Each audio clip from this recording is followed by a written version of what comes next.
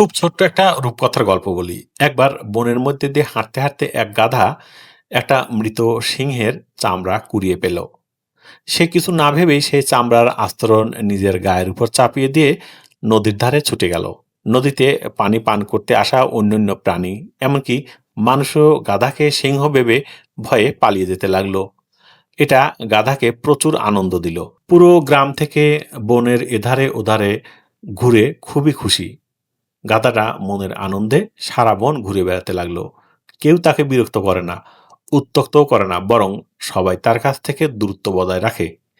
এই সুযোগে গাধাটার যেমন খুশি তেমন খাওয়া দাওয়া চলতে লাগলো। এর ফসলের ক্ষেত খেয়ে ফেলে, তো ওর বসত ভিটার খড় খেয়ে ফেলে। এসবই চলতে লাগলো। গ্রামের লোকজনের মধ্যে মৃদু সন্দেহের উদ্রেক হলো, কারণ সিংহের কাজ তো ঘাস লতাপাতা কিংবা খড়কুটো খাওয়া নয়। খুব খেয়াল করে গ্রামের কোনো এক বুদ্ধিমান লোক বিচুলির পাতা এনে রাখলো খড়ের গাদায়। গাদাটাও না বুঝে বিচুলি খেয়ে জোরে জোরে চ্যাচ্চু চ্যাচ্চু বলে ডেকে উঠল। সেই সাথে সাথে তার গায়ে চাপকানো সিংহের চামড়াটাও খসে পড়ল। সবাই তখন বুঝতে পারল এটা মূলত একটা গাধা ছিল, যা এতদিন সিংহের ভান্দরে গ্রামের সবাইকে জ্বালাতন করত।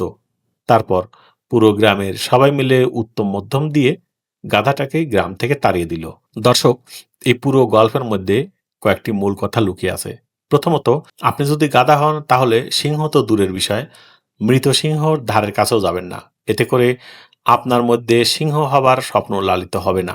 দ্বিতীয়ত, সিংহ হওয়ার সুপ্ত বাসনায় যদি ভুলক্রমে সিংহের চামড়াও গায়ে চাপিয়ে ফেলেন, তাহলে অন্তত মুখটা বন্ধ রাখুন, কারণ গাধার মুখ থেকে চেঁচু গর্জন বের হবার কোনো সুযোগ নেই। তৃতীয়ত, সিংহের চামড়া গায়ে চাপিয়ে যদি একবার মুখ থেকে চেচ্চু বের হয়, তাহলে জীবন রক্ষা পাবার কোনো কারণ নেই, অক্কা পেতে হবে অকালেই।